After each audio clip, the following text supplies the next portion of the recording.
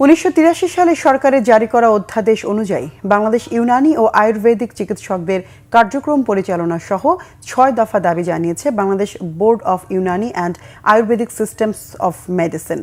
বিকেলে রাজধানীর ইন্দিরা রোডে আয়ুর্বেদিক বোর্ডের সামনে মানববন্ধন থেকে এ দাবি জানান হামদর্দ বিশ্ববিদ্যালয়ের শিক্ষার্থীরা। এ সময় বাংলাদেশ ইউনানি ও আয়ুর্বেদিক শাস্ত্রের চিকিৎসকদের বিদ্যমান সমস্যা সমাধানের জন্য হামদর্দ বিশ্ববিদ্যালয় বাংলাদেশের শিক্ষার্থীদের পক্ষ থেকে দাবিগুলো তুলে ধরা হয়। শিক্ষার্থীরা বলেন, নতুন প্রজন্মের আশা অনুযায়ী নতুন করে একটি চিকিৎসা শিক্ষা আইন প্রণয়ন ও কাউন্সিল গঠনের প্রক্রিয়া চালু করতে হবে।